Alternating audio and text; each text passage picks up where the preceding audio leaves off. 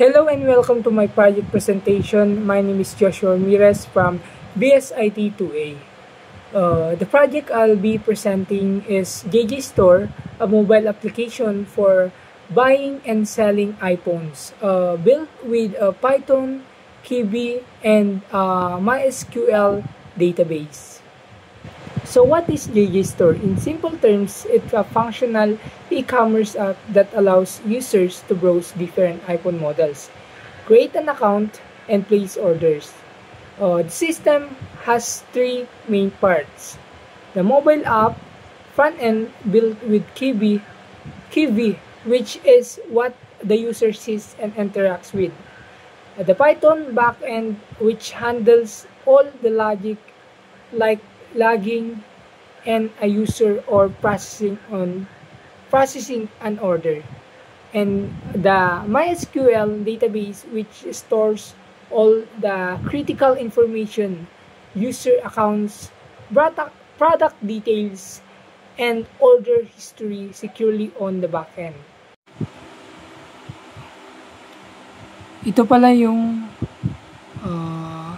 pakita ko sa inyo. Ito yung database ko. Una, gagawa ka muna, mag-create ka muna ng database. And susunod, gagawa ka ng table. And the next is mag-i-insert ka na ng product. Ito yung product ko.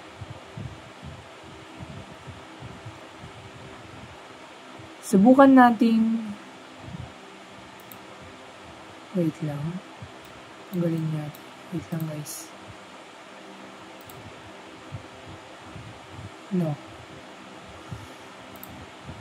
Let's try natin kung paano gumagana ang database ng aming apps. For example, gagawa tayo ng bagong account. Josh.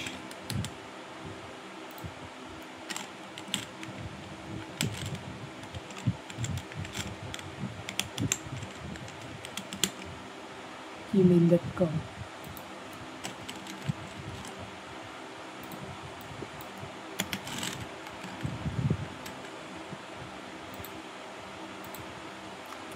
Ito yung products natin, the iPhone 17, 16 to 13. Subukan nating bumili.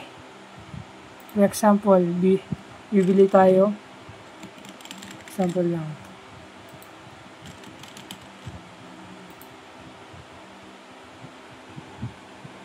Cash on delivery. Place order. Yung in-order ng account na Josh ay magpapakita sa users. Tingnan natin sa users. Maraming nakalagay. Ang ginawa natin kanina ay yung Josh. Ito yung ginawa natin. Ngayon naman, titignan natin kung pumunta ba sa products. Ay hindi, pumunta ba sa order. Order. Yung in-order ko. Tignan natin. Dito siya. Andyan. Ito po yung in-order natin. Cash on delivery. Next naman ay subukan natin i-delete kung gumagana ba. Pag dinelete natin yan, dapat mawawala siya sa order. Pero yung user, hindi siya maalis kasi hindi ko sabihin naka-login eh. Ibig ko sabihin, try natin yung delete. For example, dinelete natin yan. Wala na yung Joshua. Wala. Try natin bumili ng 3.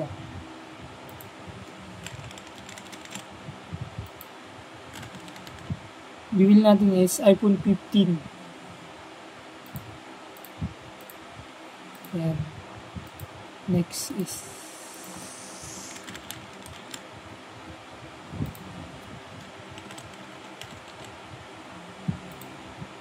GCash. Try natin itong dalawa. Itong dalawa na to, yung in-order natin, dapat mapupunta dito. At magpapakita yung kung ano yung nakalagin, yung Joshua. Try natin.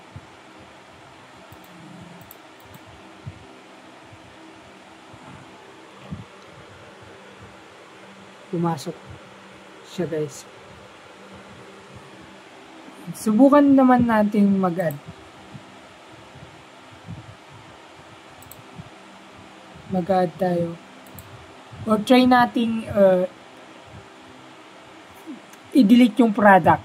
For example, i-delete kong tong product na, for example, sold out na siya, delete natin. Tignan natin kung nawala ba sa product. Nawala siya, guys.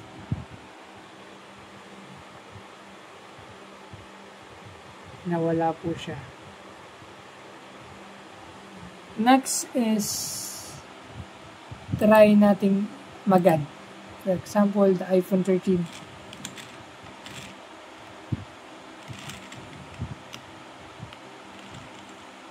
iPhone 13.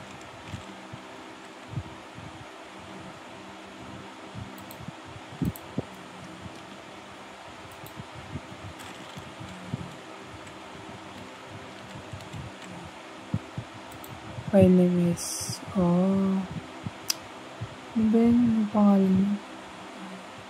iPhone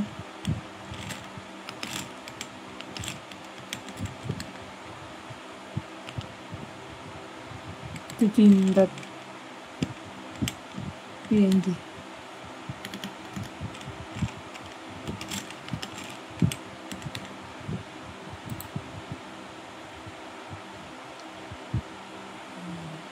Nandun na siya, guys. Nag-add siya. Tingnan natin kung nag-add ba sa database. Yun, nag-add. iPhone 13. Tingnan natin.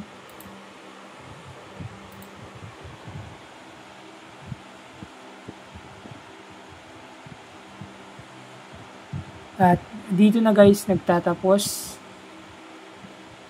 ang aking video.